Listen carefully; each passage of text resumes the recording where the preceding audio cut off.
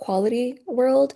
And it basically means that this is like a perfect world for yourself, right? A world that you see a person that you care about, like for example, your husband. He's gonna help you through this, right? So how does that look like? Can you picture that for me? Yes, I feel like in that world, my husband would probably talk to his mother-in-law about their expectations for me because, like I said, I do have a full-time job, and I feel like having that job and doing all of the housework and cleaning and cooking is a bit too much for me.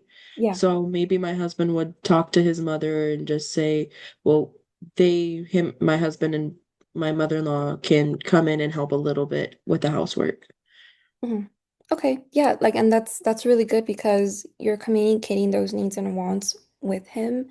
And as for him, you want him, he is your husband, right? So like you would want that help and not only by yourself, right? So I want to try this technique and this model that is called the WDEP model. Basically, the W means your wants and your needs. So that's what we want, right? We want to communicate better with your husband. We want to let him know what you want in this perfect world and in your current life right now, right? So, and the D means, your doing and your directions equals your actions. And the E is evaluation, right? So, am I being effective? And what I'm doing right now is helping me get what I want, right? And the P means planning. So, whether that's communicating and figuring out what to do with your husband, that is a planning. That's planning, right? So, with your quality world, that you want those communications with your husband, and um, you want to see if he's able to help you, right? Because again, like you both have full-time jobs, but you do have this pressure from your mother-in-law to have events, to cook and to clean, even after having a full-time job, correct? So for the D, for the doing and the actions, walk me through exactly what you're doing right now when Mrs. Kim uh, makes a demand, whether that's after work or during the weekend when she expects you to have events. I feel like right now I usually just do it without complaining because I don't want any more problems to come up. Hmm. Okay. So, um, my question would be just like, since you're saying that these patterns that we've been seeing and that we mentioned in our last session, that you feel that you don't want to disappoint them, that you don't want to go after them, if that makes sense. Like, um, since you were young, because when you were young and you had these expectations with your family in Korea, you stayed silent, and keeping silence and everything, it does build up over time, especially with your feelings and your emotions and all this pressure, it's in here, right?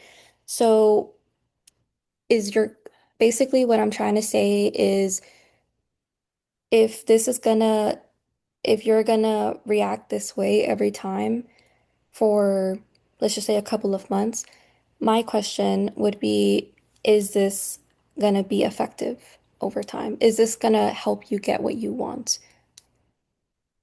It probably won't, but right now I just don't want any extra drama. I just want to try to be stress-free, and Hmm.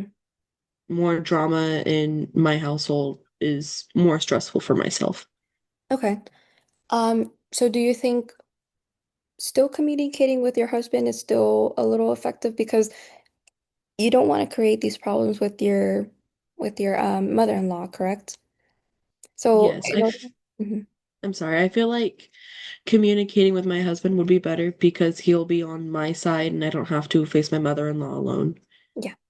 So kind of explain to me like describe me yes, to, like relying and communicating those needs to your husband, but how would he be able to help if you're not wanting to confront your mom or set boundaries? Um, I haven't really thought that far. Um,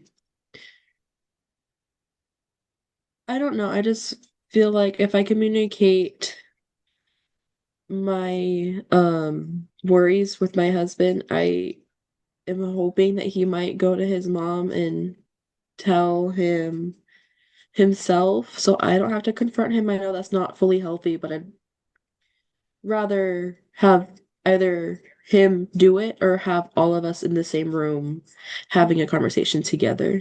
Yeah. And I mean, like you mentioned before, like you don't want it to create problems. So I think like the plan, which is the P, the plan is to, once you go home, I would say have a separate conversation with your husband because, you're not trying to create drama or anything, like he needs to understand like how you're feeling and you just need to inform him basically like how this is affecting you really bad, right?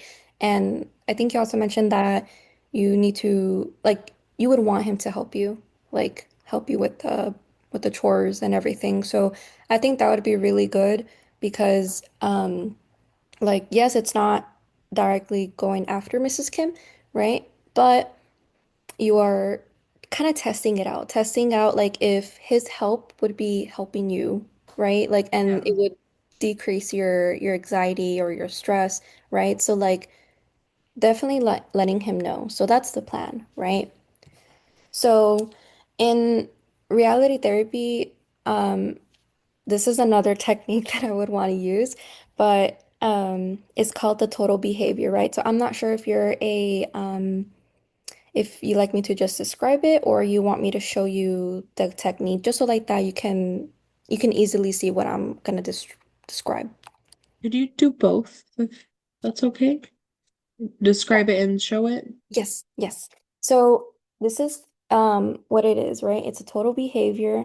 Um this your car is what you want, right? So like I mentioned before, you are in control of yourself and not Mrs. Kim, right? So you are in control of your own wheel and you can't control Mrs. Kim's wheel, if that makes sense, right? So that's